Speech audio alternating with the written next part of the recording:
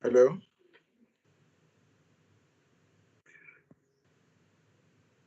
Hello, Staldo, hello. Hi, Chair. Hi, good evening.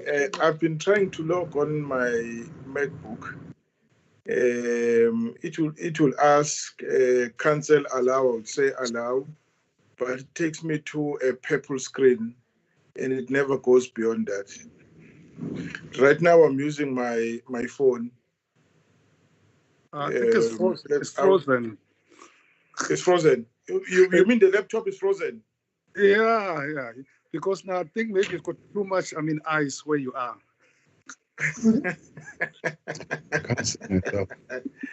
Okay.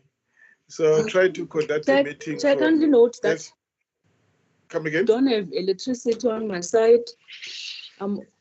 My network is very bad. We don't have electricity, and I'm also using my phone. The laptop is. Oh, is it? Oh, okay. So finished. Yeah. Okay. That's fine. We'll understand that. Hi, Chair. Hello. Hi, Miss Speakers. Yeah. Did Honorable from Joburg to Cape Town? Oh, you're on the way. You're driving. No, Ikhwasi. Did she get out of you? Who's that? Honorable Ikhwasi.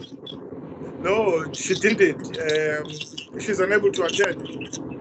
Oh, no, she said. Hi.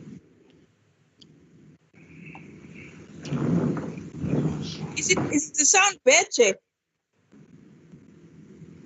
No, I can't hear you. Oh, what's the problem then? No, I can hear you, but what are you saying? Evening, Chair. Good evening, Honorable Tabo. How are you? I'm good, and how are you, colleagues? All right, Comrade Tabo. Welcome. We are fine. All right, no, thanks. Has Chamberlain, the co-chair, joined the meeting?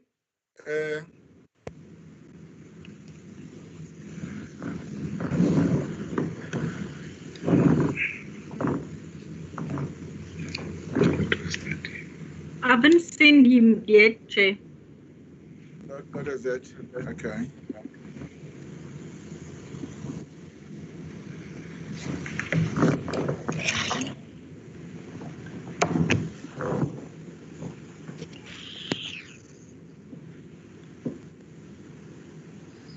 We should have projected this. Them on that big screen. Yeah.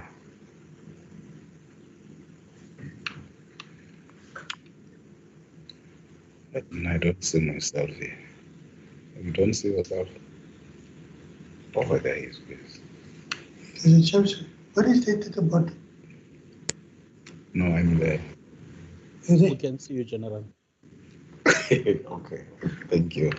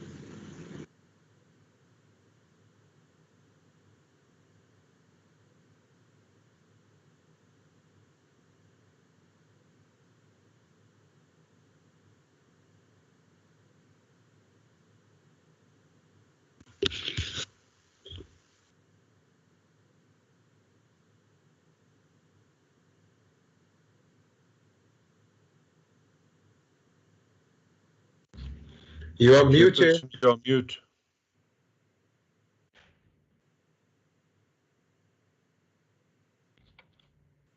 You are muted, Chairperson. We have heard nothing so far.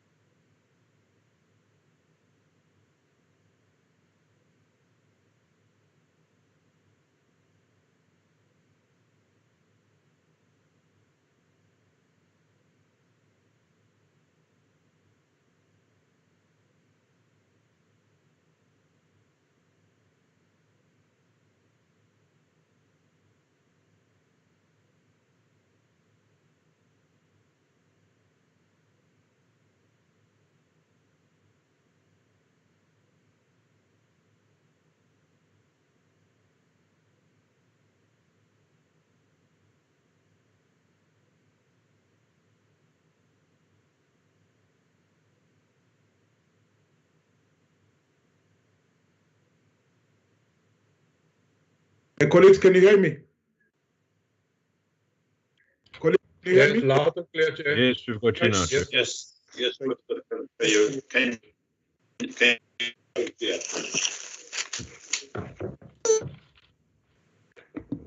All right. Suspect, how are we in terms of quorum? Great, Chair. We were okay in terms of quorum. Yes, yes. All right. I hope you did not include the baby in the quorum. No, I didn't. Sure. Okay. SANDF, good evening. Yes. Sawubona. Yes. Good evening, Chair. Good evening, Chairperson.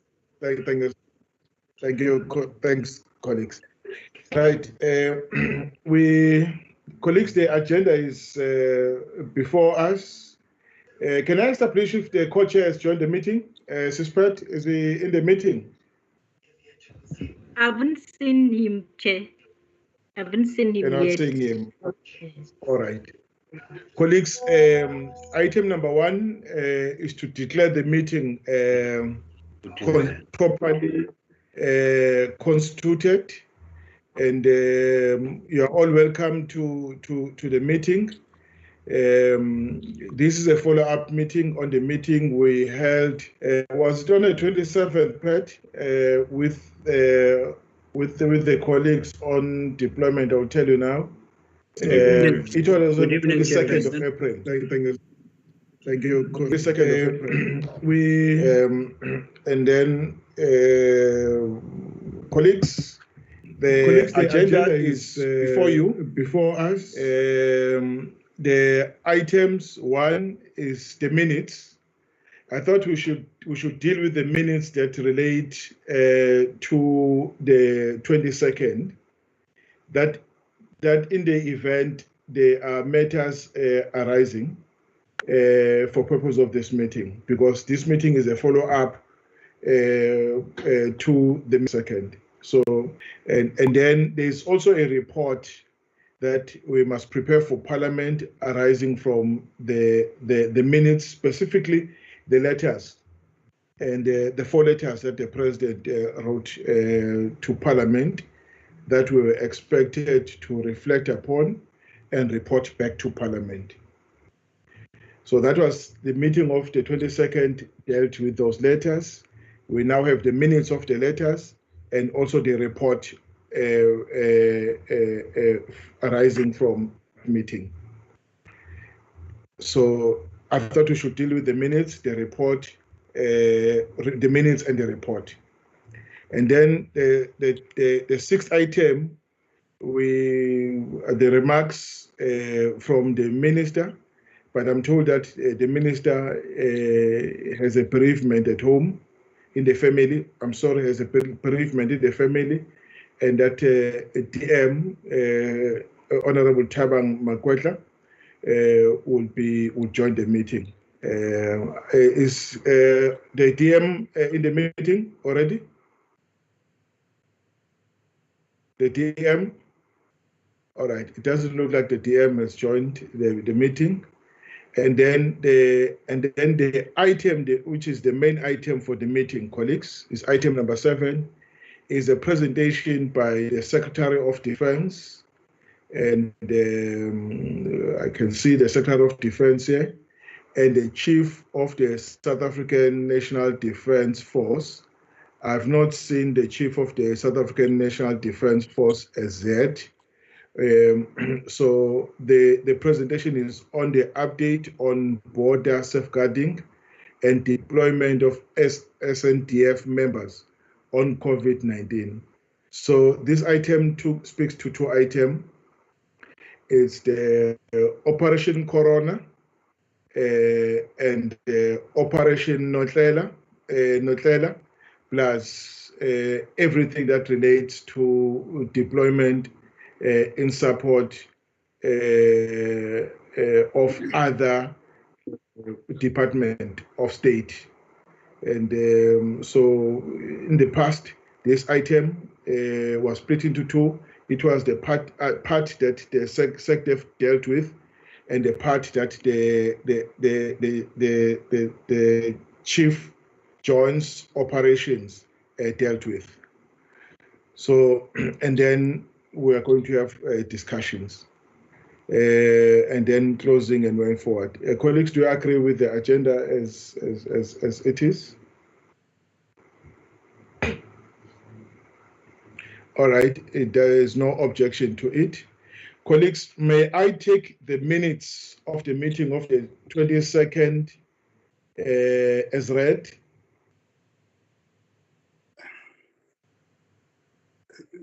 Chairperson.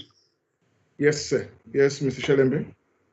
Yeah, Chairperson, just for clarity, please, I need your help, or other colleagues can help me. You know, if one looks, at the letter of unemployment of the South African National Defense Force in support of the Southern Police and other state departments, that is on 1.4 on the minutes. Right. Chairperson, you know, I just relate this. I heard, the president, when answering the question, he said the final say when it comes to, to decision being taken, it comes from, the cabinet.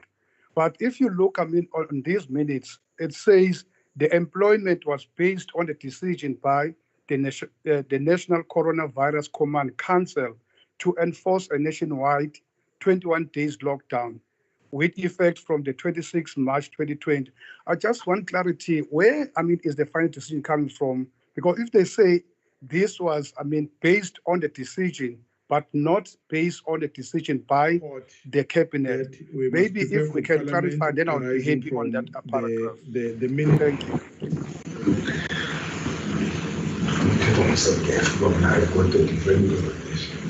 Okay, specifically, the SANDF is in the House. He sits on the National Coronavirus Command Council. He will guide us on that one. SANDF, have you heard what Honorable Chamber was saying?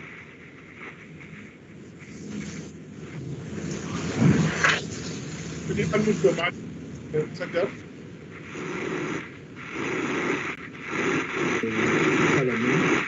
That will reflect dispatch very much. and reports back to Parliament. I think that's. I don't know whether it is related to the Department of Defense. I think it's related from the letter from the presidency. I think that's where the question will be answered. So that was the meeting of the 22nd dealt with those letters. I think, SANDF, I'm not too sure if I understood you. We now have the minutes. What Shelembe is asking is he says, is it correct to say that the employment of soldiers was based on the decision by the National Coronavirus Command Council? So I think we should do the minutes. Well, in that case, then I should indicate the sixth item, in terms of the decision-making process the remarks in this regard. I mean, the decision-making process takes into account all the relevant factors that might be related to the national state of disaster. So in this particular case, most of the time, it's a decision to support the South African police as well as the Department of Health. So the request in this particular case would have come from a structure that deals with first law enforcement and the health department. But the whole issue of the deployment was in keeping with the state of national disaster, which really was a decision of the cabinet to declare a state of national disaster, which then necessitated the decision to support the Department of Health as well as the South African Police Service in the implementation of the state of national disaster. I think that's what I would, and once that decision is taken, then Secretary of Defense and the team will then prepare the deployment, what we call deployment papers, which will go to the presidency, and the presidency will look at the deployment papers which are prepared by our department, which I usually sign off on those, based, of course, on the coming from the executive. So the decision really comes from the executive, signed off by the minister. I prepare the papers, signed off on our side, and the chief in terms of the numbers, cost, and the cost of such a deployment. So basically, that's the decision-making process. So it's not just one element or engagement that takes place. It's a multilateral engagement that includes the command council and the cabinet. Okay. Chairperson. Right. So, Chairperson. Yes, Mr. Mare. Yes. Kobus Mare. Yes, Mr. Mare. Chairperson, I want to support my colleague. I hear what the Secretary was saying, but we also are aware that subsequent to the initial, I think the narrative of the National Coronavirus Command Council making decisions, even the President has acknowledged in legal papers as well as in open declarations that the National Coronavirus Command Council is not a statutory body.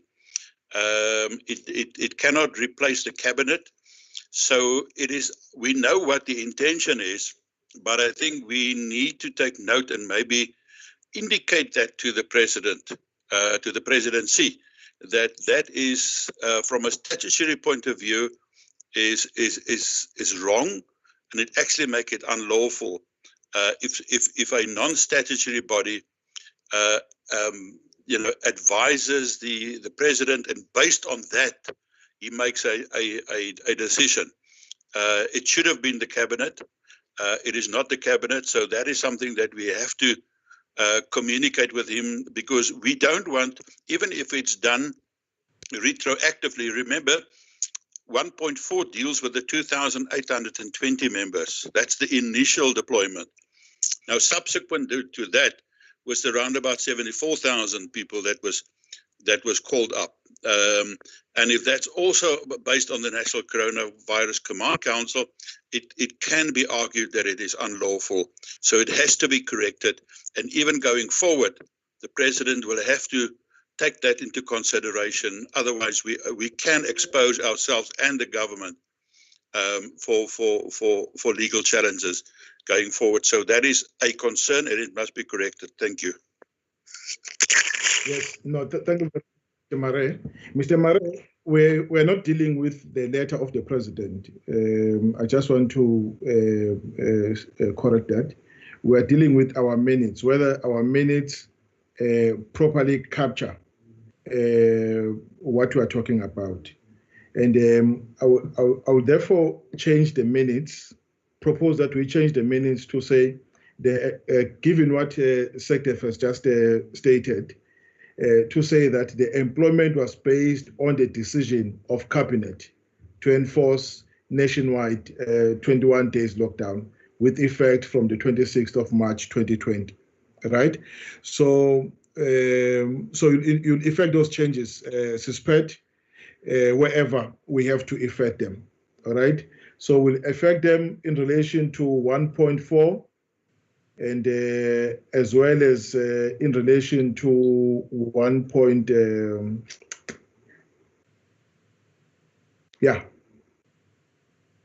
In other words, we'll change, we'll substitute National Cabinet for National Coronavirus Command Council. Is it clear now? Yes. Chair? Thank you so much. Yes, sir. Yes. Chair, may I come in? Yes, you may come in. The letter that was referred to there in that paragraph, that's the letter of 25 March. Sorry, Maino was talking? As Peter Daniels, Chair. Oh, yes, Peter. The letter of the 25 March, Chair, it specifically states in the second paragraph, or that the decision by the National Coronavirus Command Council was taken as a measure to save South Africans. So that reference, with all due respect, is specifically written in that letter from the President. Yeah, so in other words, we cannot change the wording of the letter. This is the minutes, and the minutes must only reflect what was in. No. We're not changing the letter. We're talking about our minutes. We're talking about minutes that this decision to enforce lockdown was taken in cabinet. That's all what we're saying. Right? No. Peter, you are not, Peter, I hear what you are saying, but it doesn't talk to a decision to effect lockdown. The decision to effect lockdown was taken by cabinet. I think SANDF has just explained the decision-making matrix, how it happens. The body with the final authority to do this is cabinet. So there's no debate about it. All right? So we'll change National Coronavirus Command Council to cabinet. All right? Is there any correction that you want to make in the minutes, colleagues? Thank you very much, Mr. Shelembe.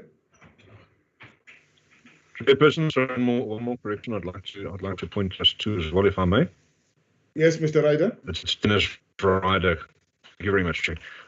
Chair, if we then have a look at, I beg your pardon, sorry, now flipping between the Microsoft Teams and the document. So if you look at paragraph 2.2, it speaks there to the mandate of the SADF in terms of the lockdown. Now, this doesn't speak to just one of the letters in terms of the contents of the minutes. It speaks to the general mandate. So it says there that in the first bullet point, it's to support SAPS in the enforcement of lockdown regulations. Now, if I can just read from the letter from the President dated 21 April, he says that in the first paragraph, on 25th of March 2020, I authorized the employment of 2,820 members of the South African National Defence Force for a service in cooperation with the South African Defence Force in order to maintain law and order, support other state departments, and to control our borderline to combat the spread of COVID-19 in the 9 provinces. So specifically, he says there it is to control law and order.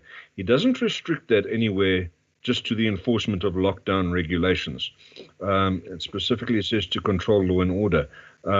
If we reflect that the mandate of SANDF in terms of the lockdown is specifically restricted to the enforcement of lockdown regulations, that would also make some of the actions of the Defence Force during the period of their employment also illegal. And I think that also needs to change, therefore, to say to support the SAPs in the enforcement of law and order. What is the mandate for that? What is the letter dated 21 April, the letter from the President dated 21 April 2020, paragraph 1 specifically says, in order to maintain law and order, not restricting it to the lockdown regulations. I'm happy with that amendment, with that proposed amendment. Thank you very much, Mr. Writer. We'll change that to law and order. But to law and order during lockdown, because the issue is lockdown. Chair, it doesn't specifically limit their actions in terms of that letter of employment. It limits it in terms of time, but doesn't specifically limit it in terms of their actions. Yeah, I think you're right, because the time goes beyond the 21 days that is stipulated. That was originally stipulated for lockdown. I think it's 26 March to 26 June. No, it's fine. I think you're right. All right. So we'll change that to law and order. Okay. And in other words, the mandate is not only limited to the lockdown. We understand that it's moved because the lockdown had its own period, which was 21 days at the time, which has since been what you call extended, and by 2 months, and then now up until when? Now I don't know up until when. All right. I think for another month, from the 15th of March to from the 15th of June to the 15th of July. So in other words, the lockdown will end in terms of the National Disaster Act will end on the 15th of July. All right. Any other correction, colleagues?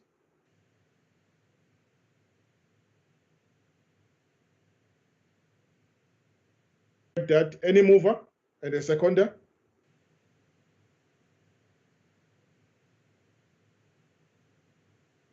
Can I get a mover?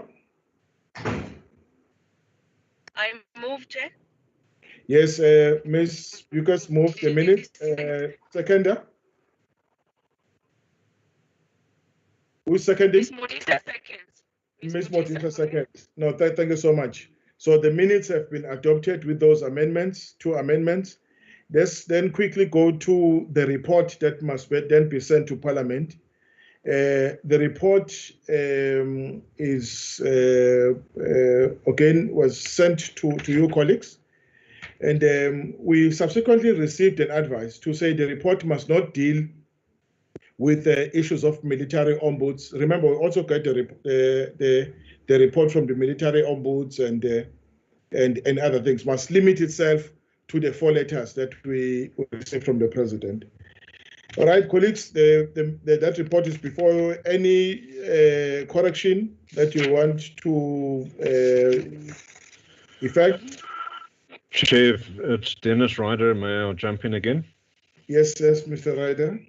The same issue around mandate is listed in paragraph 4.2 of the report, and would need to be corrected, therefore, in the report as well. Exactly the same issue where it limits the mandate to enforcement of lockdown regulations needs to be corrected. You are right. Pat? Hello, Pat? Okay. Did you send the revised report to the colleagues where we eliminate the discussion? We limit to the 4 letters.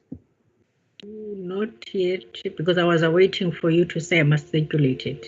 I did say so, and we ended point 3.5, colleagues. In other words, okay, it's 3.1 is letter of extension in relation to Mozambique. 3.2 is in relation letter of extension in relation to DRC. Number 3.3 is one deployment. 3.4 it's letter of employment that relates to COVID, the first letter and the second letter. 3.4 is the first letter, and 3.5 is the second letter. And then we end by saying the committee report send this report to Parliament to be considered. So we don't go down to discussion. We simply say the committee concurred with and supported the deployment of SANDF members to support the enforcement of the national lockdown as a measure to combat the spread of COVID-19. All right, but where you want us to change is where we say we must not use to enforce lockdown, but to enforce law and order, and as a measure to combat the spread of COVID-19, we'll change that to law and order wherever national lockdown appears. All right. So am I confusing you, colleagues? Chair, I'm a little confused. It's difficult to comment further on a report that we haven't had sight of, or with material amendments. I think you're right. So that's a problem. I don't know why this report was not circulated. I did indicate that I agree with the amendments that it's just a cleaning up of the report that the committee section was proposing. Can you circulate this report to the WhatsApp group to go through it as we deal with the other item? Can you do that? I'm doing it now, Chair. Hello? Yes, who's that? Chair? Yes, who's that? Yes, I'm listening.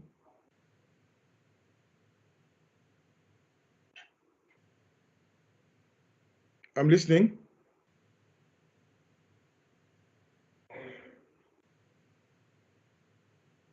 I'm listening. Hello? All right.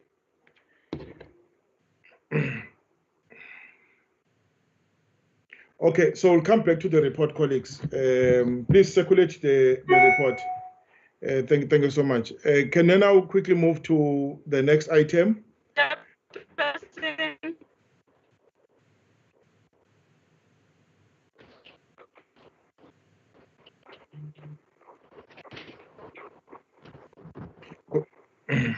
Colleagues, the report has been sent to the WhatsApp group. Please just quickly go through it. You'll note the changes that I'm talking about. Right, who's talking? All right. Can we move to the next item? Welcome, DM.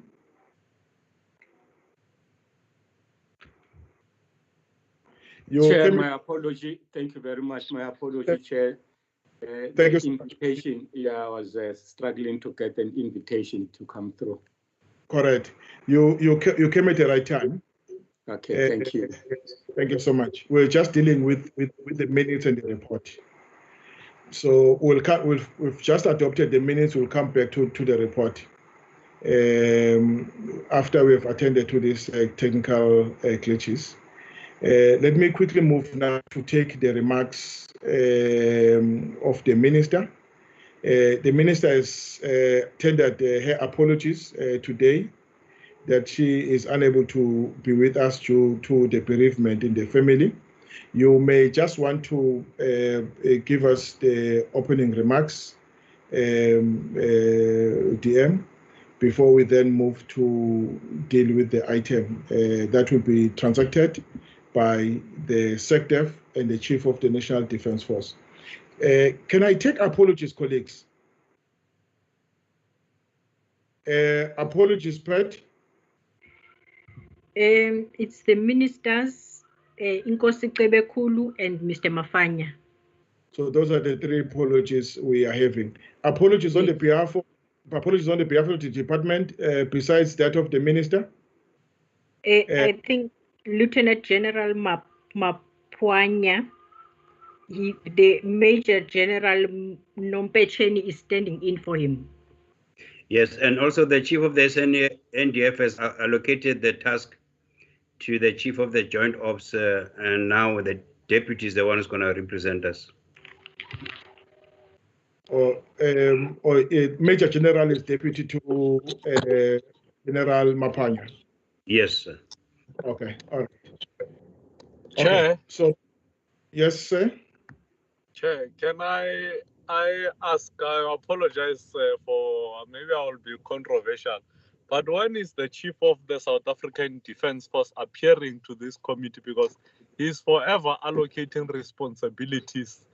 I'm not sure whether he's deliberately avoiding to account to Parliament or what. No, he's not avoiding. I'm the accounting officer to Parliament, Secretary for Defense. No, SecDef is not as simple as that. It's not as simple as that. You can't speak with authority on matters of deployment of soldiers. Yes, you're an accounting officer. But I think what the Honorable Motley is saying is that, you see, the president has released about 76,000 soldiers and entrusted them in the hands of the chief commander, right? And I'm not aware of any decision that will be as major as this one. And that the chief of the defense force will not be present in the meeting to give us information on the actual deployment. Where, of course, he would make his remarks and then hand over to the Chief Jones, but it's such a major decision. I would imagine that he requested this deployment to the president. He sent his request to the president after seeing the state to ask him to release these members, and he's done so. I think Thabo is right. This is such a major decision, and you will not get a decision as major as this one going forward. And we've never experienced a situation where soldiers would be released, all of them, at the same time to be on a mission like this one that the president has done. And is the chief commander. You know, a chief of the chief, the CIC, command, what? I'm confusing the things now. DM, I'm confusing the terms. The commander of forces. Yeah, the commander in chief released the members and entrusted them in the hands of the chief of the defense force. And the chief of the defense force was not in this meeting the first time on the 22nd. His plaque was there, name plaque was there next to the minister, and was conspicuous by his absence. And again, today, the chief of the defense force is not present. I understand what you're talking about, SecDef. You are right, but we are dealing with this particular item. Yes, Chairperson, I want to support you and Honourable Mutley. We must remember we've had the chief of staff, the chief of joint operations with us, but we've never had the chief of the SANDF. And this is a major. This is not an administrative operation that we've run, and I have got a lot of respect for the SecDef. But this is real boots on the ground. This is a huge operation. We've never had anything like this, and I fully concur with both you and Honourable Mutley that the chief of the SANDF has got an obligation before us to also report back to us. I again appreciate the SecDef, but I fully support you. He has got an obligation, and it's also our oversight duty to pose our questions to him as the commander on the ground and in charge of the soldiers, and even the chief of operations and the chief of joint operations and the chief of staff. So I fully support you in that regard. Yeah, no. Chairperson. Yes, who's Ms. Mola? Yes, Chairperson, thank you. Did the chief of the SANDF send a written apology?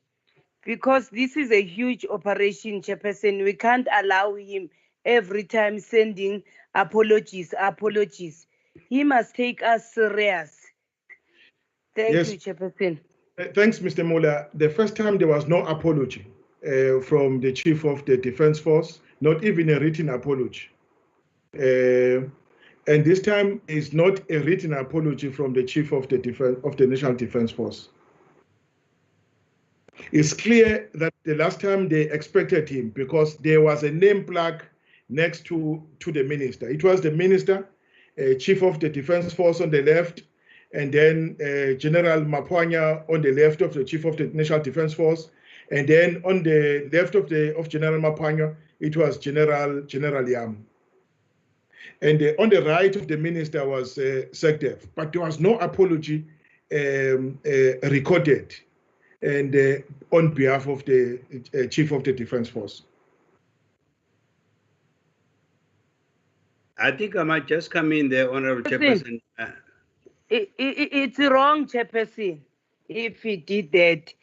Can the SANDF tell us what is happening? Because now we don't know what is happening. Yeah, I think what's happening is that I basically, if the invitation is sent to the chief of the SANDF, then I see no reason why he wouldn't appear. But if it is directed to the Department of Defense, then I'm the head of Department of Defense, and then I showed up and put my delegation together. But this time, SANDF, just to help you, the item on the agenda is presentation by the Secretary of Defense and the Chief of the South African National Defense Force on the agenda. Obviously, it will go through the ministry. We send it to PLO, who's part of the ministry, who then distribute it to the relevant officers.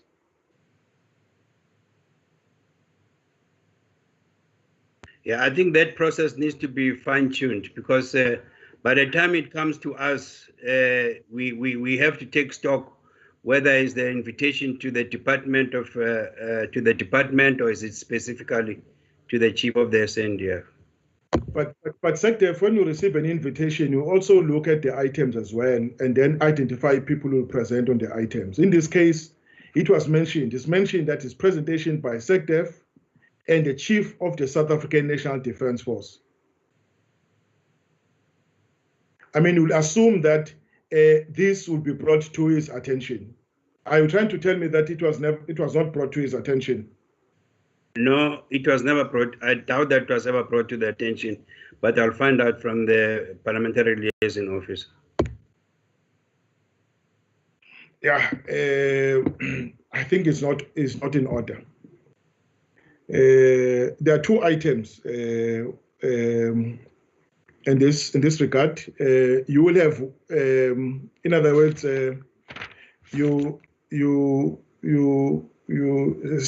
Deputy Minister, maybe you may want to comment, but I want to take a view that we postpone the item that deals with the deployment of soldiers on the borders, on Operation Corona, and two on Operation Notlela, and only take the aspects that the SANDF will deal with, until the Chief of the National Defense Force honors the invite of the Portfolio Committee. I mean, this matter is so serious that you would expect a person not less than him to come and present on the letters of the president, and then tell us how is the deployment going to happen, to be done. But this did not happen the first time, and this is not happening the second time. It means that it's not going to happen ever again. DM. Chair, before the DM, Chairperson. Yes, Ms. Muller. Yes, I want to. I want to know, Chairperson, who gave the deputy the permission to come and brief us and do the presentation to us if the chief doesn't know about the invitation? Who gave the deputy? Yes, I think that's an appropriate question. SANDF. Chair, before the SANDF comes. Oh yes, Thabo, Honorable Thabo Mutla. Yeah. Okay, hello. Sorry. Just hold SANDF, Mr. Mutla. Yeah. Yes, Chair. Yes, you are now back. The line is clear. All right, thanks, Chair. I want to support the assertions that we have made, and maybe the SANDF must also clarify us so that we don't distort their processes as the department, because as he clearly indicate that he is the accounting officer. We have met the chief of the Air Force, the chief of the Army, the chief of the Navy, and all components that are there in the service. But the chief of the South African National Defence Force has never appeared to this committee, even when the invitation is very clear. If that is the case, why have we met all those chiefs? Because the accounting officer should have simply accounted on behalf of everybody. If that is the presidency that we want to set, that in terms of the accounting principles or accounting procedures, the SANDF must account on each and everything, then we must not meet anybody. We must deal with the SANDF on every matter that is concerning the DOD. That should be clarified, and on matters that are in relation to the South African National Defence Force, if the chief of this is not accountable, it is the SANDF who's accountable. It must be clarified so that we don't bypass or try to create some accounting channels that are illegal. So I hope the SANDF will be able to clarify us so that we know we were wrong when we invited the chief of the South African Air Force, Navy, so forth and so on. So I'll appreciate that clarity, Chair. Okay, no, thank you so much. Over to you, SANDF. No, thank you very much, Honorable Chairperson and Honorable members of the committee. I have just been able to contact the chief of the SANDF. Firstly, for the last meeting when the minister was here, the reason why his name tag was there was that the minister had invited the chief of the South African National Defence Force to join the minister, but he was not feeling well. So if we did not mention that the chief was not feeling well, because at that time the minister had invited both the chief and myself to join, but chief could not join. That's why you had the chief of staff joining. And for this particular meeting, I personally, as Secretary for Defense, I took it up to say that it is the Department of Defense that is required to account. So the chief of the South African National Defence Force was not informed. He's not aware of this meeting. And because he has not been informed, because traditionally speaking, it has always been the Secretary for Defense who accounts, and the Secretary of Defense will then put the delegation according to what is on the agenda. If on the agenda is the Air Force flying hours, if it is the Navy hours at sea, we will put Chief Navy, Chief Defense, Chief Air Force. And in this particular case, since the case on the agenda was the deployment, we then requested Chief Deployments, which is Chief of the Joint Ops. So we sincerely apologize for the Chief for not being here. It is not his fault. He was not aware. It was my fault, my mistake, because I understood the invitation to mean that it is the Department of Defense that is requested to account before the Portfolio Committee. Honorable members, please accept my sincere apologies. SANDF, and let me read, let me just draw to your attention. Let me draw your attention to the white paper. Section, I think it's clause 11.10 of the white paper that says the SANDF, doesn't say you, no, doesn't say the department, doesn't say the Department of Defense. It says the SANDF shall be subordinate and fully accountable to Parliament and the executive. All right. So the chief of the South African National Defence Force remains accountable to Parliament. Yes, you are there representing an accounting officer of the department. Here we're talking about the South African National Defence Force that is accountable to both Parliament and the executive. It is in that context that there is a question now directed at you as to the whereabouts of the chief of the National Defence Force. We are not just dealing with a Mickey Mouse item here.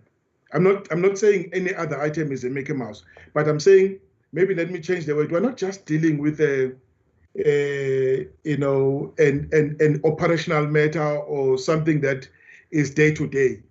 It's unprecedented that the president of the country will release 76,000 members of the Defence Force and make them available to the chief of the South African National Defence Force.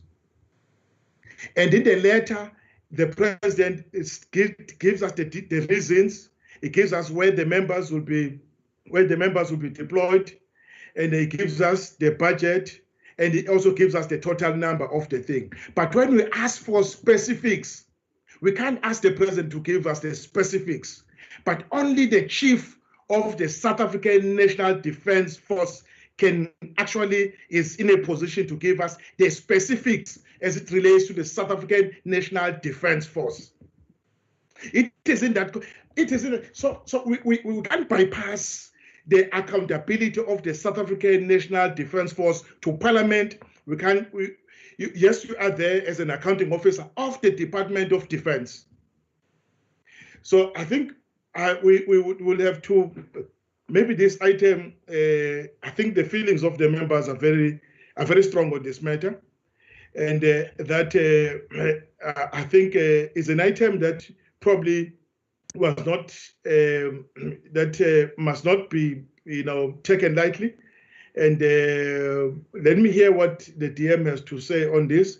But my view is that this item will have to stand down until such time when the chief of the National Defence Force comes before this portfolio committee, as the white paper says, responsibility to account to Parliament. DM, would you want to make a comment on this? I support you, Chairperson. No, Chairperson and the honorable members of the committee,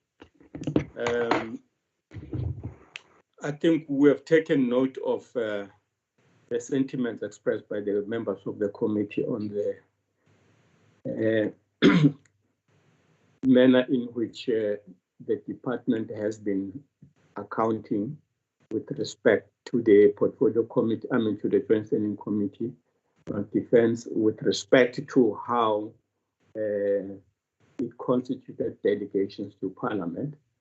The SANDF has made the point that the chief of the South African National Defence Force was not aware of this meeting, and that the procedures within the department have been such that is actually a normal possibility means that the department has been functioning on the basis of an understanding that is at variance with how the members of parliament understands this particular matter. And as far as the legal framework of this, accountability, there is no doubt that everyone and anyone who holds responsibility within the executive of the republic and the government machinery is accountable to parliament at any time parliament wants those individuals or those office bearers to present themselves before parliament. They will certainly do that. Matter of fact, the president was in the house this afternoon to account as the head of the executive. So there is no one who's not expected to account. I think the practice of how delegations of the department have been constituted to parliament, the SANDF will take note of this. At the end of the day, we must roll, we must play as one team as far as this particular function is concerned for the country. The chief of the South African National Defence Force, the SANDF, the minister, and the Joint Standing Committee on Defence, it's one team. It's one team. We've got to have that esprit de corps. There should be no, feeling that it is an arrangement where it is us against them. I don't think that the chief of the South African National Defence Force was, aware of this depth of sentiment as far as, his on those occasions that he has not been in attendance. We will certainly bring him home about this feeling of the portfolio committee, and I have no doubt that he will actually take the opportunity to interact with the committee himself, so that the lawmakers and parliament, those who are dedicated to looking at this sector, can understand the person who is in charge of the utilization of our armed forces, and he also can understand, the thinking, the concerns, the anxieties of those who are exercising oversight, so that we can play as a strong team. I think that is not for me a very worrying matter. We'll make it a point that the next time the agenda says Chief of the South African National Defence Force and the Secretary for Defence must present themselves, we simply just do that. I spoke to him earlier on. I know he has been in a meeting the whole day. Since morning, I've been looking for him, but I just spoke to him just before I came into this meeting, about an hour ago. And he clearly did not even, raise any matters to do with, Parliament. I believe the sector when he says he possibly is not aware that there's a meeting taking place. Thank you, Chair. Yes, no, thank you very much, DM. You are right. He's in charge of the utilization of the soldiers as entrusted in a sense by the president. And two, Section 5 of the Defence Act, it says composition of the Department of Defense. The Department of Defense consists of A, the Defense Secretariat, B, the South African National Defence Force, and C, any auxiliary services. All right? But it's where it's specifically mentioned that the SANDF now, as a component within the department, is accountable to Parliament. It is in that context that we are placing a demand on this particular item. And I think it's I mean, it was disturbing last time, but we not comment. I mean, to hear a comment that says we don't take instructions to you. We're not like SAPS, you know. And out there, I know that it had a good meaning, but out there it was interpreted as if it says SANDF is not accountable to Parliament. Have you heard that statement, DM? I'm sure you came across that statement.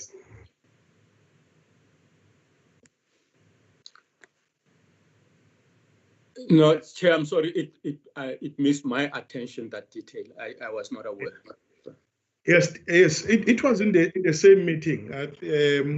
Generally, I'm the Chief of Staff, and they said he was speaking on behalf of the Chief of the South African Defence Force, that they don't take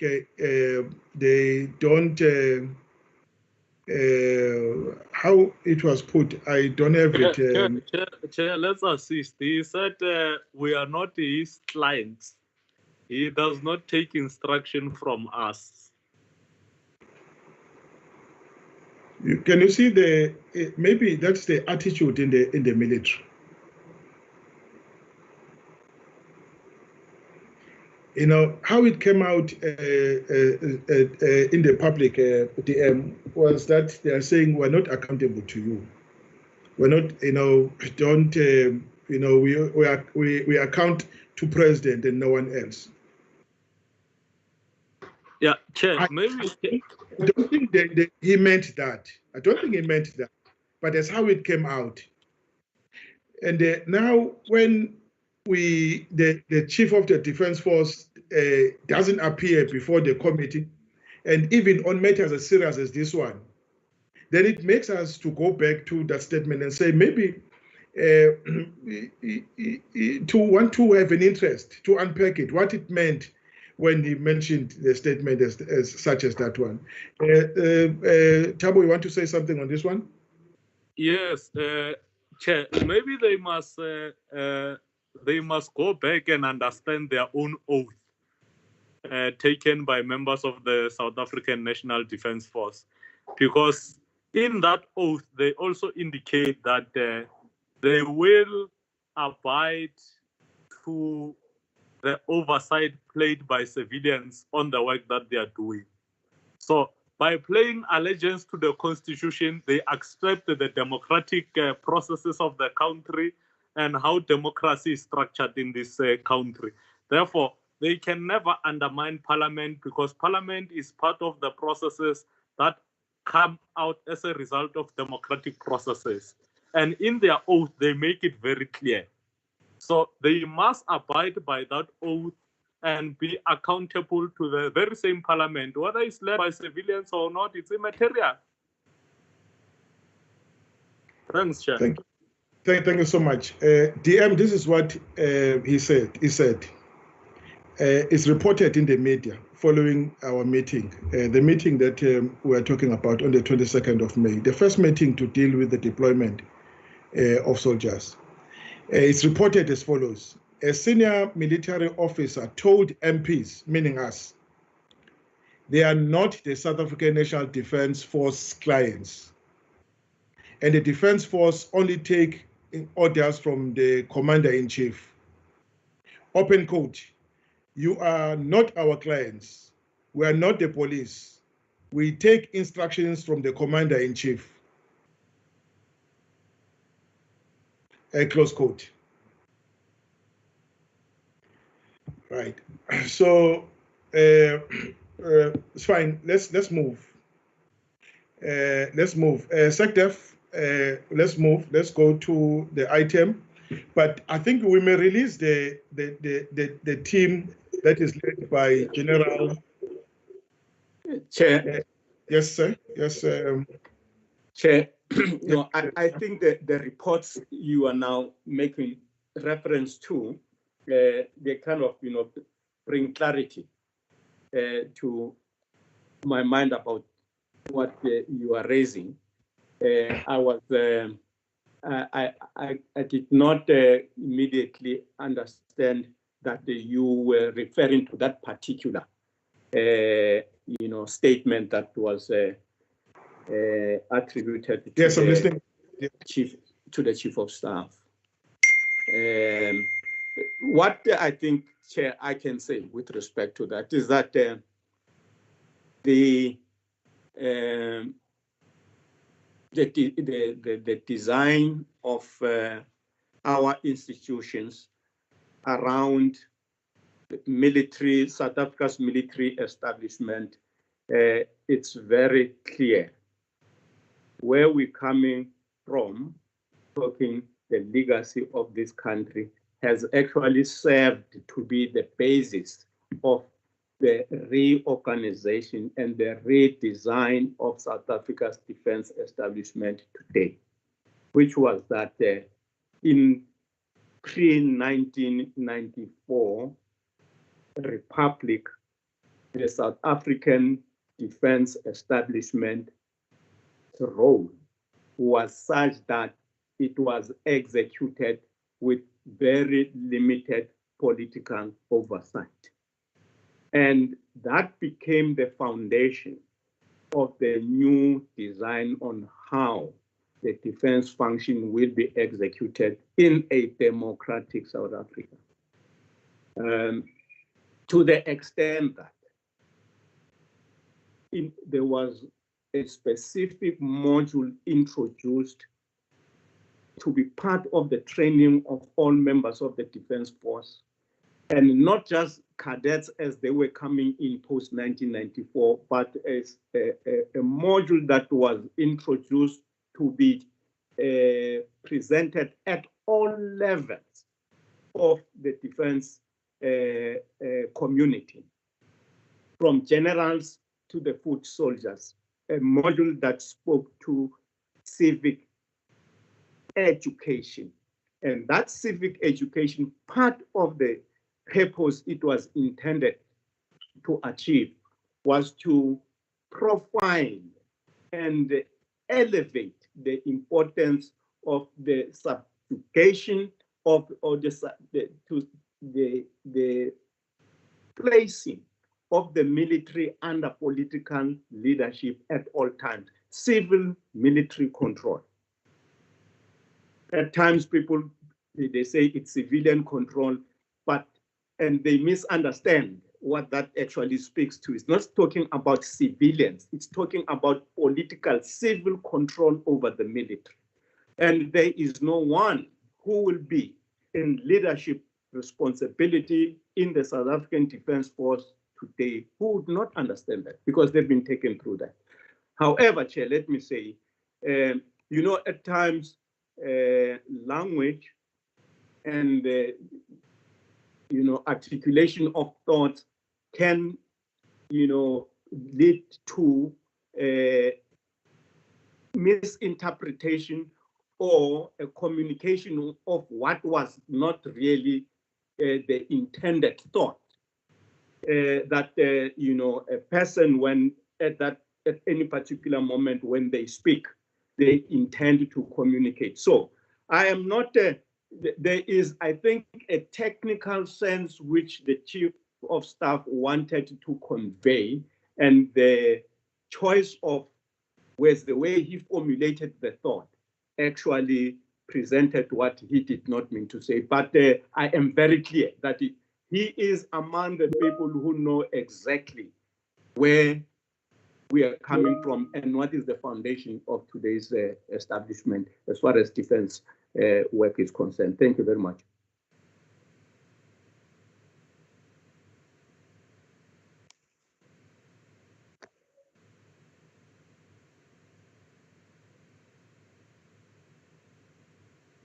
You are muted. You are muted, Chairperson.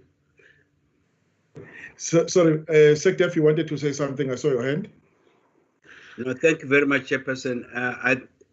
I'm sorry to come in after the DM has spoken, but I think it was just for emphasis to say the DM is definitely talking to the issues of that was also my understanding.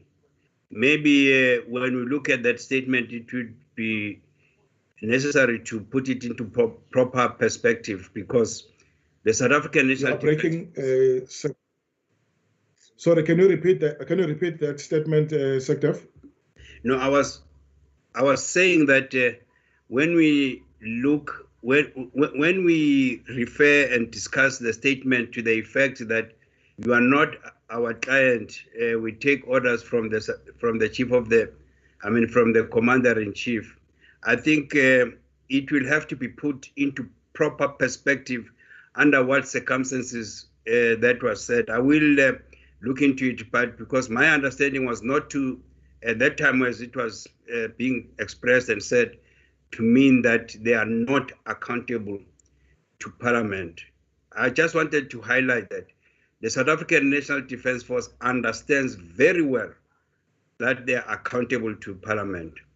And I would like to say to the members of the Joint Standing Committee that there should never be any doubt in the minds of the members of the Joint Standing Committee about the South African National Defence Force understanding that they are accountable to Parliament, and that is highlighted in all the legislative, constitutional, and legal documents, like the chairperson has read from the white paper. But you can even go all the way to the Defence Act and to all other instruments that we have for the governing. So again, I would like to apologize for the chief of the South African National Defence Force for not being able to appear.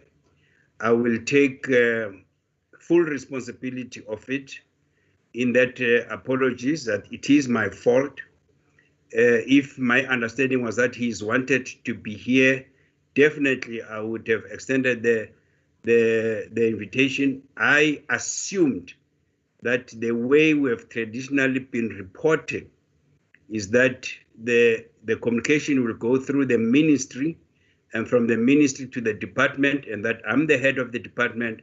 I will then look at the items on the agenda and put together the departmental team.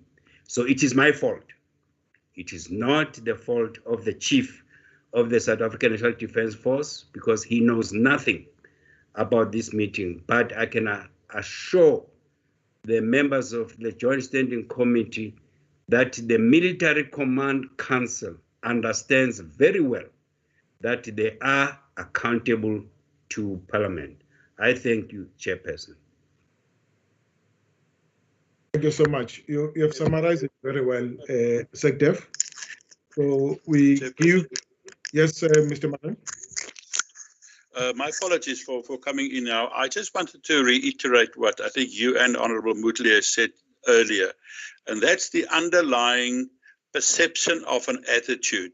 And obviously, somehow, that attitude towards us as the civilian oversight body cannot be a perception of you should not tell us what to do. What do you know? Skop, skiet en donder. That's the words that came from their mouths, and that is not what we can allow. Eventually, you know, we're a constitutional democracy, and whether they like it or not, they have to fall in line with that. So maybe SANDF, that's also a message that you, as well as the Deputy Minister, must take into you know, your command council and speak to the leaders. We are not there to fight them. We are on their side. But the way that they often treat them, us, or at least the perception amongst us of how they treat us, that's not acceptable. And if we want to win this war against, you know, call it National Treasury, whoever, we have to do it as one team. We cannot be perceived to be only the, you know, the scapegoat when they need us, and otherwise, you know, please don't come and tell us what to do. So, and I mean, we have seen it in many instances, and we have even seen similar actions by, and it's undisciplinary actions by members of the Defence Force. Now, obviously, you lead by example, and if that's the example that they've set against us as, or towards us as members of Parliament, you know, it's no surprise that ordinary members of the SANDF on the streets are rude to ordinary civilians. So it is it's a climate that must be created, and either we work as one or we don't work at all. If we don't work at all, we know what the end will be. It will be disastrous, and we cannot afford that. And really, I mean, I want to support the chairperson there. It's either we do it correct and they abide by that, or you know, they have to bear the brunt. But it cannot be. And the whole attitude of the words of General Yam at the time, we're not your clients. Yes, I'm not his client. It's the other way around. They are our clients, but it's the underlying wording, it's the underlying attitude, and we have to correct that ASAP. It's very, very important. Thank you. Thank you very much. Now happy that yes, Mr. Mutle. Yes, Mr. Mutle. I want it to be on record that I second your proposal that we defer items that we needed the Chief of the South African National Defence Force to deal with until, and SANDF will then correct that, will then attend to those items when the Chief of the South African Defence Force is here. Thank you. Thank you very much, Honorable Mutle. No, thank you very much. I think we want to give the Chief of the National Defence Force the benefit of the doubt that indeed he was not informed that he was meant to be in this meeting in person, and that an endeavor will be made that in the next meeting he will attend in person and deal with the matters that require him to deal with, like the matter that was on the agenda for today. To SANDF, you have affirmed, because we wanted you to affirm it, that the SANDF is unanswerable to Parliament. We wanted you to affirm it, and that we will, call upon the SANDF and especially the Chief of the SANDF to account to Parliament.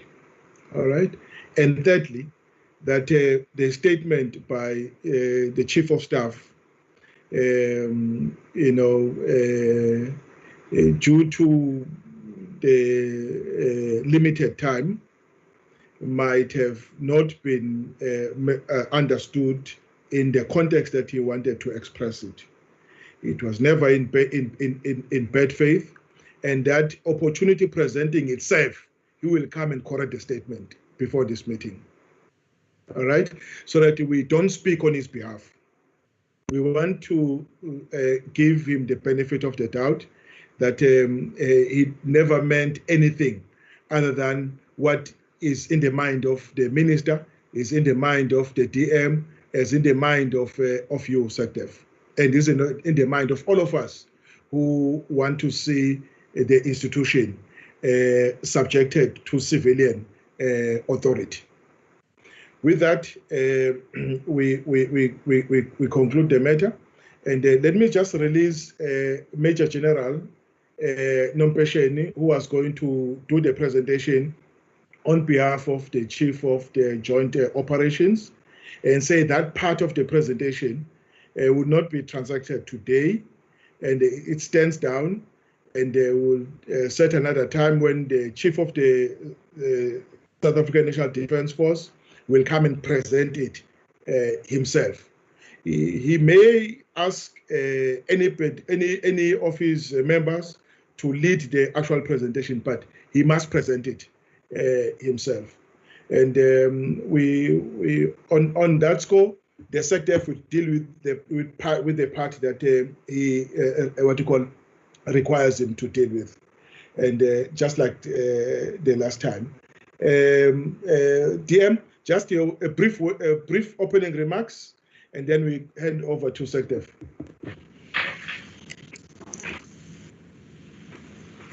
Chair, thank you very much. In the interest of time, Chair, let me just hand over to the SANDF. I don't know if he would want to make some comments before we give the General to present. I do have the presentation from the joint, the Chief of Joint Operations. Okay, I'm sorry. Actually, that is what we are setting aside. That's business that we are setting aside to be dealt with by the Chief of the Defense Force himself. Yes, I'm sorry about that. Let me then say that the matters that the committee may want to have put paid to or dispensed with, the SANDF will be able to speak to them. SANDF, if you can come in. Thank you very much. Thank you so much, DM. Over to SANDF.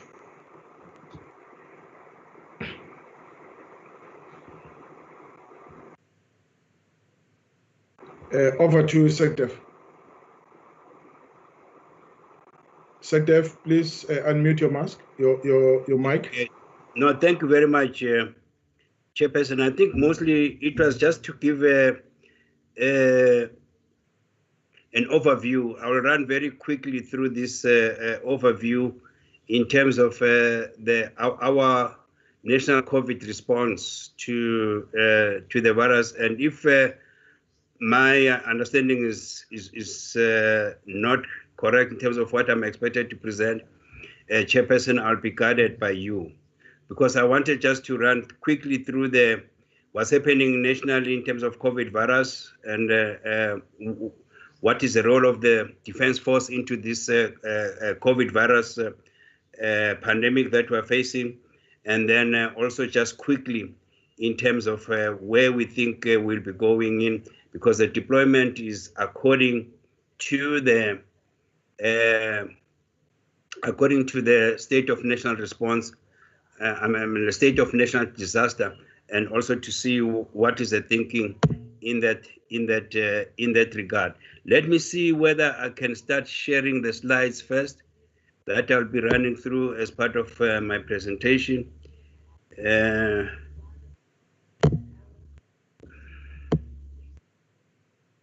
But I think I will have to be allowed to share. If I'm not allowed to share,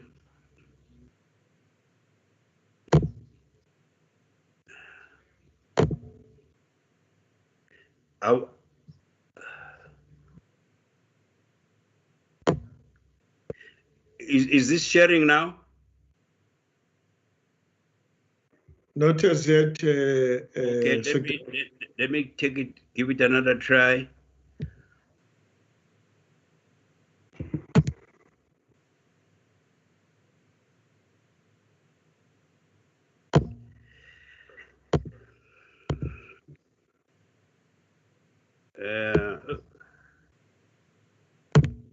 How about now? Not on my side. Colleagues, on your side? Okay. Nothing on your side as well. Okay. No, nothing, Chair. IT? Can I be given a permission to share? How about now? I don't know. Now it's on SANDF. Yeah, you got it right, SANDF. Okay, thank you.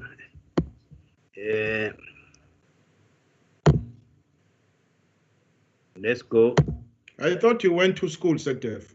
Yes, I always refuse to say it was before my time. It was during my time. His doctorate did not include IT. Oh. So, but I'll go very quickly through the slides. Where we are nationally, I think and where we are deploying the South African National Defence Force is into these cases of hotspots. Now, what is really concerning about the rate of and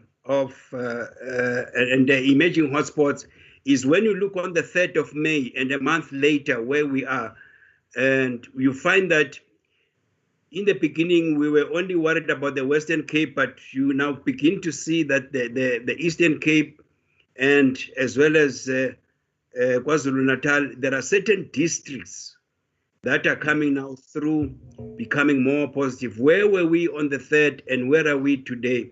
So we are going on this relaxation or the easing of lockdowns at the time when the infections and the hotspots themselves are increasing. This is what the slide is saying. What was interesting also was the proportion of positivity. Now, the proportion of positivity, that is out of 100 tests that we do, how many of them are coming positive, becomes very important because it tells you not to determine how many tests you are doing, but all those that you are doing, how many of them are positive. Again, starting from the 6th of March up to where we are today, that this positivity is increasing, and this for the provinces that are including Western Cape.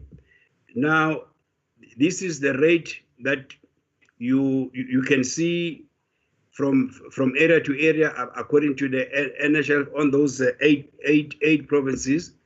Now, this is just a dashboard. If you wanted to see each and every province, where does it stand today? But the main measuring point that we're looking at is tracing. We are saying that you will have to track and trace those who are positive. The provinces that are not doing well in tracking and tracing are the ones that are going to be emerging as the hotspots. Western Cape is covered at 98. Most of the provinces are above 90. Northern Cape 99. But when you look at Northwest, when you look at Limpopo, when you look at Eastern Cape, they are effective tracing, success in tracking the contacts, their contact tracing is below 90%. So we should watch Northwest, as we have seen Rustenburg and other areas becoming more positive. Limpopo, as the mines are opening, as well as the Eastern Cape, as some say, because of migration from Western Cape to the Eastern Cape. Again, these are the areas that we were talking about in terms of positivity. Now, these ones here, the results are coming out much better. This is when you look at the positivity test without Western Cape.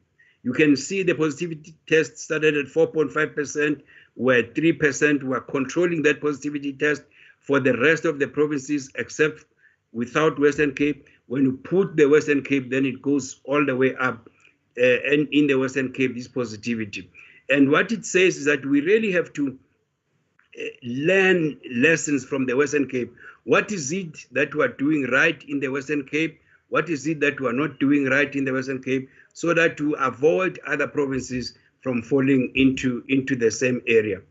These are the measures that I wanted to highlight for the members to realize in terms of the measures that are supposed to be taking place at the hotspots. That is, you prioritize the testing, the tracking and tracing, availability of quarantine sites, as we have indicated. The law enforcement is where the South African National Defence Forces is supplying, intensifying the visibility, protection of healthcare workers, safety, security, roadblocks, enhanced relationship with the communities. The law, now this is where the South African National Defence Force is participating in the roadblocks, in the visible community policing, and in the patrols. For the first 2 weeks of June, these are the number of roadblocks and that they participated in the policing, as well as the patrols that the National Defence Force has been patrolling. When the National Defence Force is out there, as you see in Welcome, Free State, in some of the emerging hotspots in Free State, they patrol on ground to make sure that the businesses that are out there are actually compliant with the various health protocols that have been set for those businesses that are opening, enforcing, as we have seen here, the social distancing by both the police and the members of the South African National Defence Force, and military healthcare practitioners. 165 of them that have been deployed are supporting in the scanning. Now we would be scanning in the identified spots, again guided by the Department of Health, to say this is the area of the hotspots. We need to make sure that at least in this area we can do a quick scanning, temperature scans, and others, as you can see here, including in the rural areas themselves. If the persons under investigations are in rural areas, you have the military healthcare practitioners from the South African National Defence Force working with the local police, metro police, and so forth, but participating not just in the security aspects of controlling of ensuring compliance, but also in the scanning and the screening of various communities. And as you can see in this picture, this is the tents. These are the tents that we have set up here in Mobela and Mpumalanga, where we are screening, as well as in Mereng Park in the northwest, where we are screening the various. We take details of these communities. We find out what symptoms, clinical assessment, rapid clinical assessment, and then we refer those that needs to be referred to testing. We even in these tents are able to collect the specimen, take their details, and send it out for testing.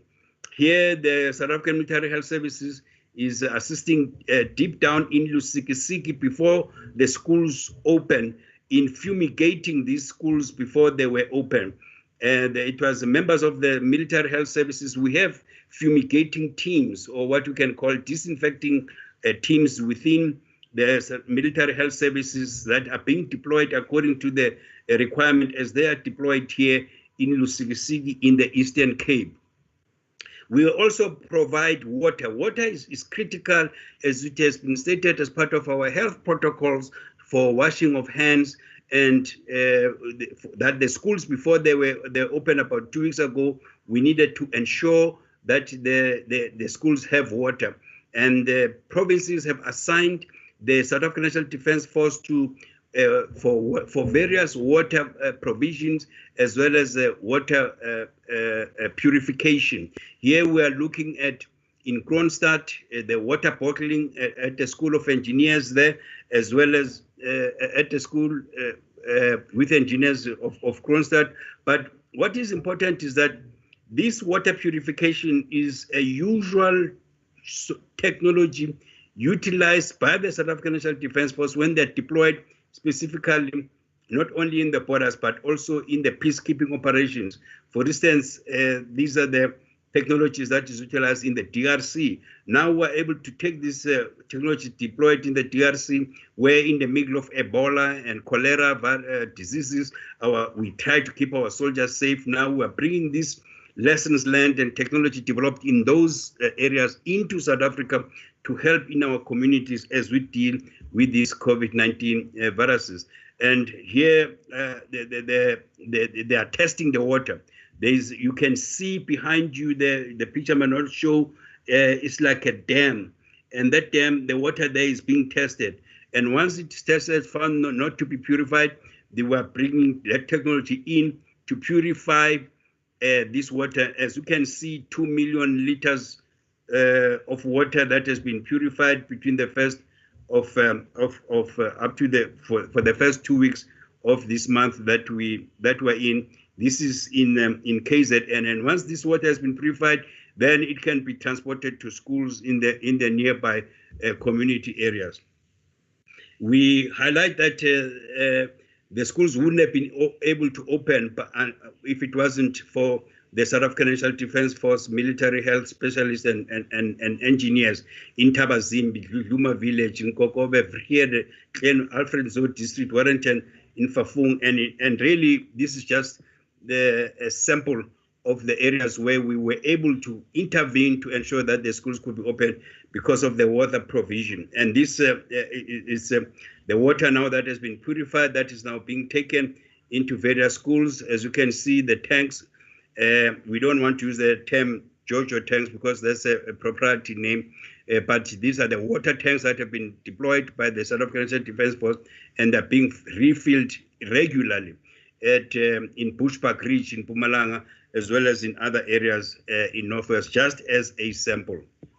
I think because we know what we have talked about, we are highlighting the fact that the reason why within the deployments, but also within nationwide, the reason why we had to start easing the lockdowns because of these economic impacts that we're having in tourism industry, in the various stats that have come in from SARS collection of tax, and whereby it has been down by 21 billion, the 21 billion rand, and GDP down by 7% and so forth, and also the electricity travels as a thermometers that you use to see where the levels of economy is going, all of them highlighting the negative impact of the economy. So it's a matter of balancing the economy on one hand and the health on the other hand.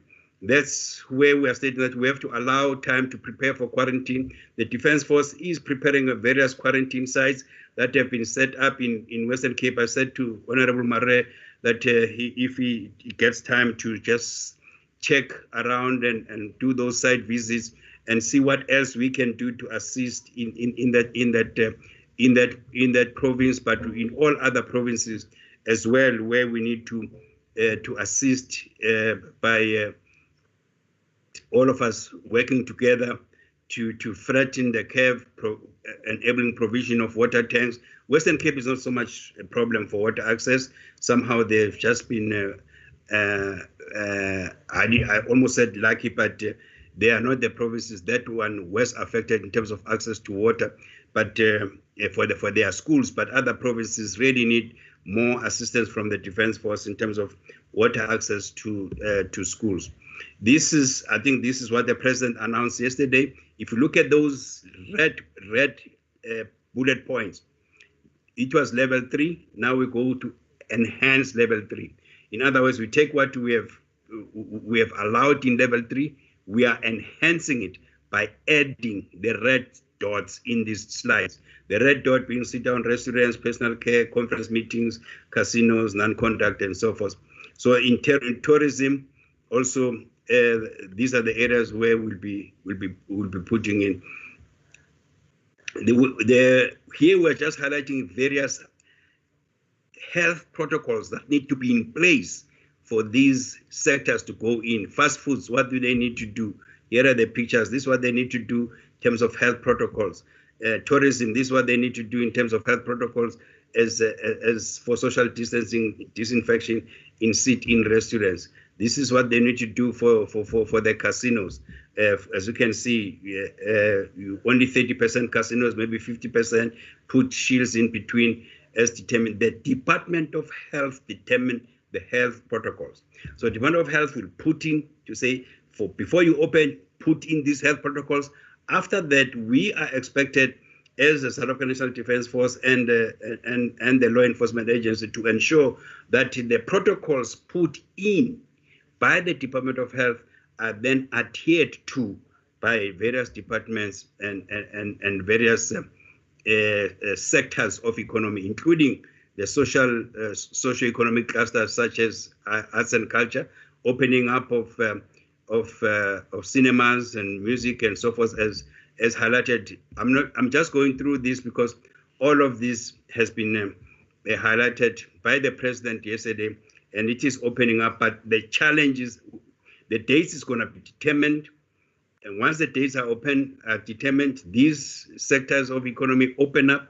Once they open up, then it's going to be even a more challenge. Now, how can we now, as South African military health services, support the Department of Health to ensure that we cut down, we reduce, we contain the infections, especially in these hotspots? Number 2, now there's the various companies that we're deploying to support the police to ensure that both the communities as well as businesses adhere to the protocols that have been developed by the and approved by the Department of Health. So as we move on over the next month, the advisory team from the Department of Health says that we are going to be with this virus until the end, towards the end of 2021. So we're here for a long haul, and the deployment is in here for the long haul. How much is it going to cost? I can't say as I sit now as a Secretary of Defense, but I was just highlighting this information, Honorable Chairperson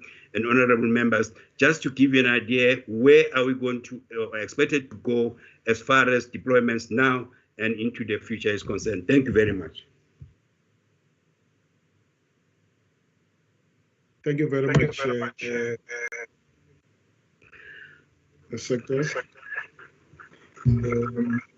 You did not touch on the 4.5 billion rand expenditure side. Like last time you indicated what your contribution towards in support of the department towards combating the virus. You are going to build field hospitals, to upgrade your clinics, your clinics. You mentioned quite a number of things. I think that is still work and in progress. I don't expect you to give us much on it, but just to give us comfort that you have not shifted away from what you had pledged as what will be the contribution of the defense of the DOD to especially the defense to the fight. No, thank you very much. I apologize for that, Honorable Chairperson, members of the committee. I did not prepare the expenditure, but it's definitely what we are monitoring very, very closely in terms of how much have we spent so far. Every 2 weeks, we meet with the team. We have set up an oversight committee internally within the department to ensure that all the principles and precepts of procurement and PFMA are adhered to, even within the levels of emergency procurement are concerned. And although the initial budget was 4.5 billion, with the new projections that are coming through now that this will have to last all the way to the end of 2021, we are now projecting that we will definitely need more than 4.5 billion that we initially, but we did indicate to the members of the committee and also to the letter that we were sent to the presidency that this is an estimated now to be reviewed from time to time. I think in our next meeting, if we can just be reminded to include in our presentation not just the deployments, but also the expenditure framework, what we have spent now and what we expect to spend during this coronavirus. We are all really sailing on uncharted waters. President has said we're building the ship as we sail into it. We really don't know what's around the corner. I thank you, Chair. No, thank you so much, Steph. Thank you very much for your presentation. And colleagues, the SANDF has placed the matters on the table. Would you want to comment on the matters? Yes, Chair.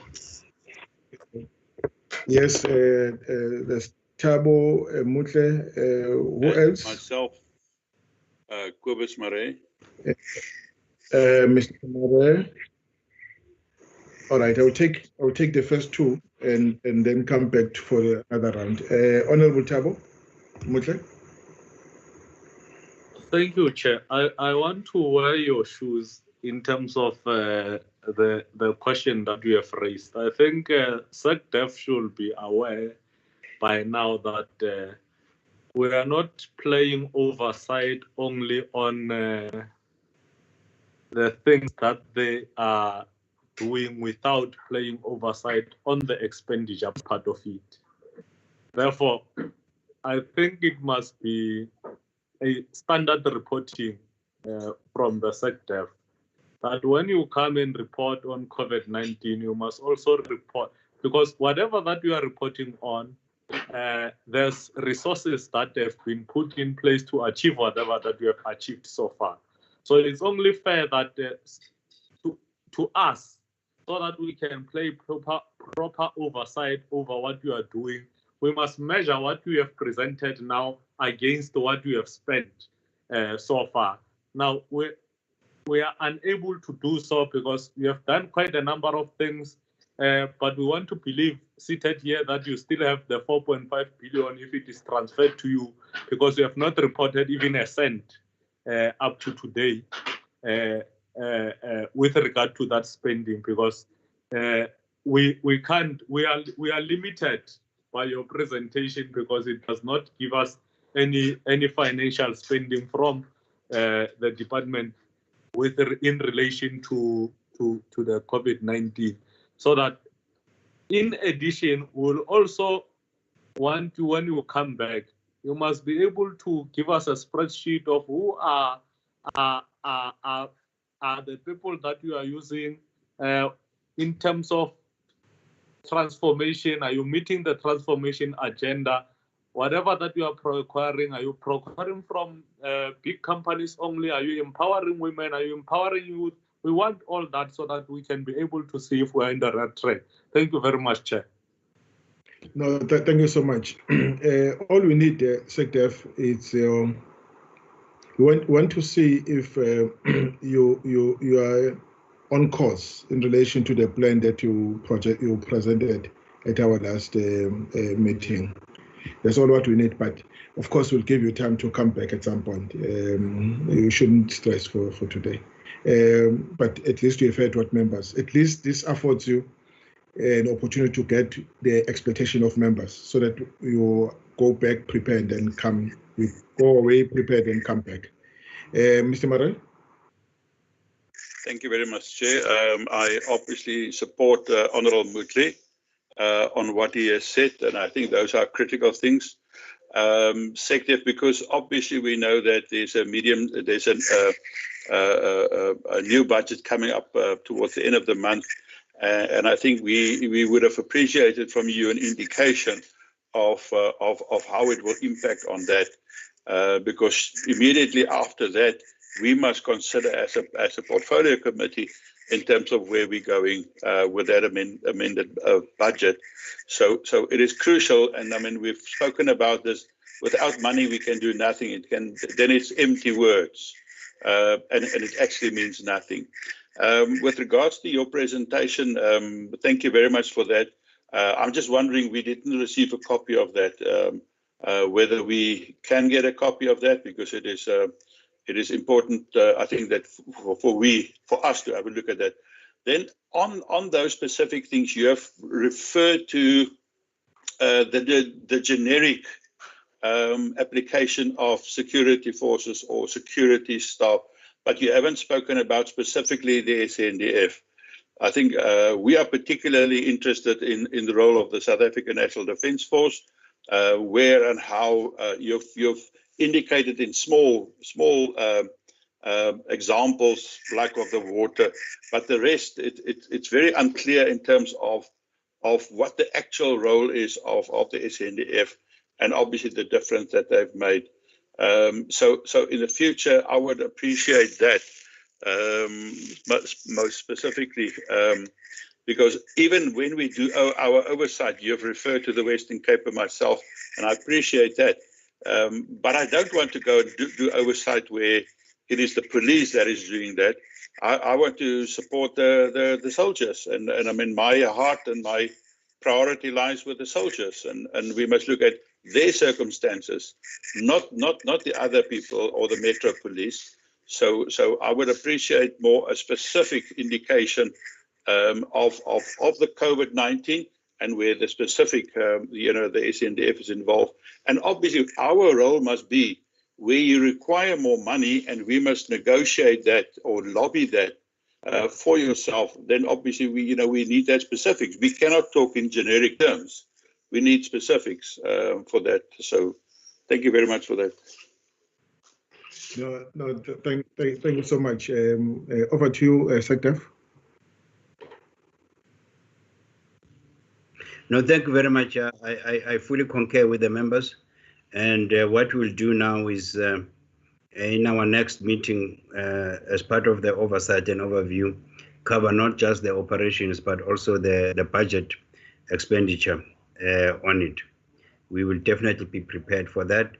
We'll just ask the Secretariat to give us enough time so that we can pick up the date, the cutoff date. We monitor this every 2 weeks. So in terms of the budget and the expenditure. So I think if we say that will be our next report, we will take it maybe from the start of COVID-19 to up to a given date. In this particular case, if it's end of May, it will be end of May. If end of June, it will be the end of June. Thank you very much, Chair.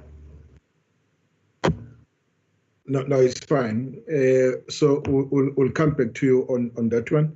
I think it's the business plan we need with outputs, performance indicators, the time lines, so that we are able to keep our oversight on the expenditure side of it. In the absence of a business plan, it's very difficult. Like what Honorable Maria said, that like now you suggest that you may have you may need more money, right? And we want to support you in the bid for more money. But so it will be difficult to lend our support if we don't have the information as to what exactly you are spending the money on. Yes, you did make a presentation, but you have not given us a business plan that is measurable, that we can actually hold you to account to it. Where there are multi-year projects will indicate that this is can't fit within a single financial year, is multi-year, and we'll spread it over 2 years, 3 years, 4 years, 5 years, and we want to look at that. So, but we are one on it. We'll ask you when we meet next to just take us through your business plan. All right, colleagues, any other question? Chairperson Dennis Ryder, if I may. Yes, Mr. Ryder. Any other? Thanks. I think you are the last person, Mr. Ryder, on this one before we conclude. Yes, Mr. Ryder. I'll be very brief. Thank you, Chair, because I've been covered well by Mr. Maria before me with most of the comments. I think that my biggest request is to ask for a copy of the presentation. You know, we received 8 emails in the build-up to this committee meeting today with documents to be discussed today, and I've just had to go through all 8, and I think many of our colleagues also did the same. And in all, not one of the 8 was this document included. So a request to the sector, please, if you are to give us a presentation, if we can have it up front. I obviously prepared on the presentation that was sent through to us, which is now not going to be discussed. So my questions were operational, but if I can ask in future, can we get a copy of the presentations ahead of time to enable us to prepare and have a better interaction? Having said that, I think that the Defence Force is to be congratulated largely in terms of some of the things that they've managed to achieve, certainly in terms of the distribution of water and the support that they've managed to give to various other departments. And I'm wondering if perhaps public works should be merged into the Defence Force, or perhaps we could just do away with it. No, that's tongue-in-cheek, Chairperson. But just congratulations on all the good things that the Defence Force has been achieving. I think it's work well done. Yeah, it would have been nice to have that operational report. We look forward to it in due course. Thank you, Chairperson. No, thank you very much, colleagues. I think SANDF, I think we had a good meeting, except that. But I don't think it was it was a lost cause. No, it's not. And so it was just that we wanted to receive a briefing from the Chief of the Defence Force.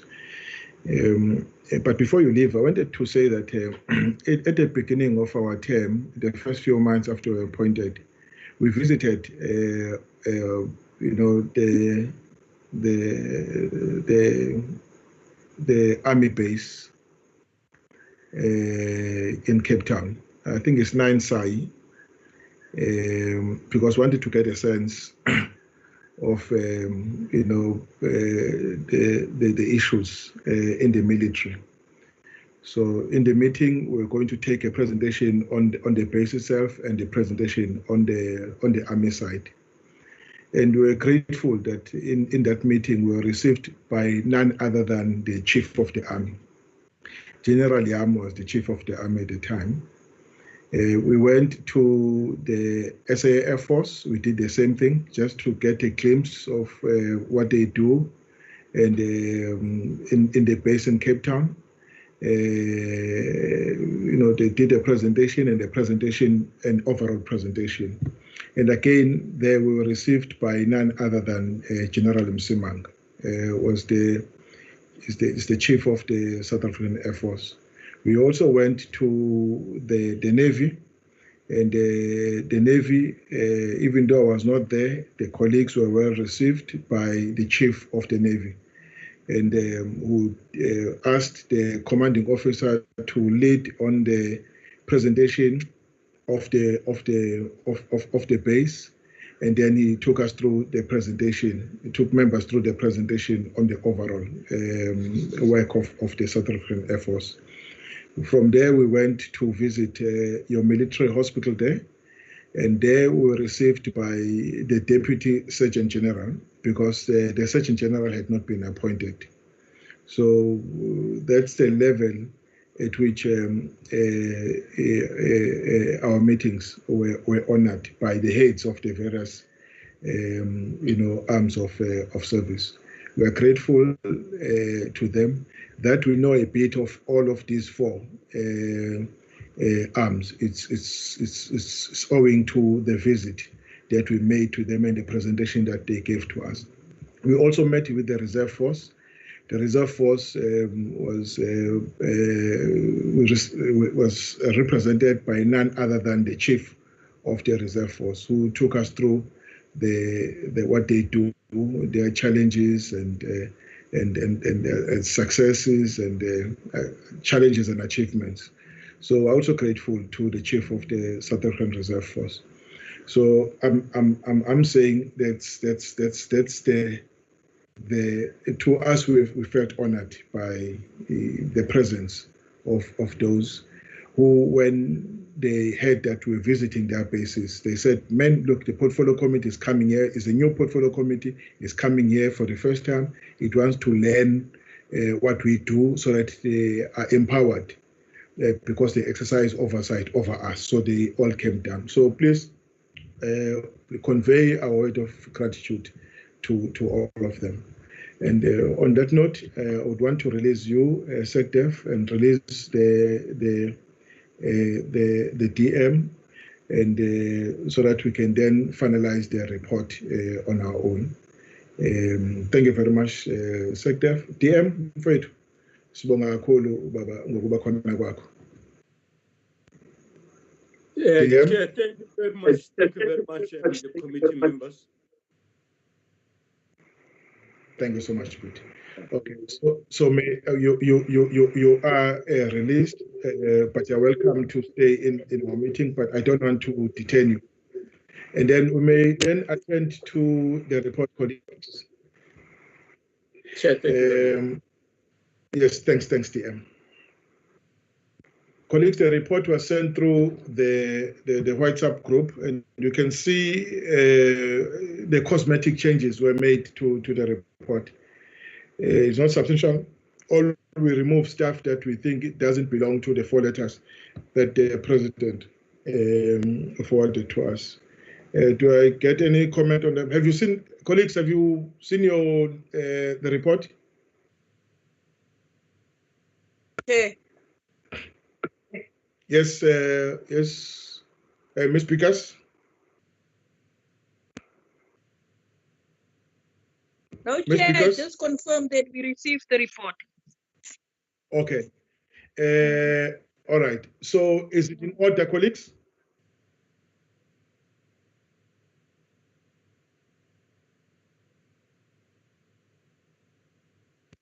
Chairperson, yes, I think the report certainly gives a reflection of the letters, except for that one where the report is still saying that it is, the enforcement of the law, and it's not supposed to be like that.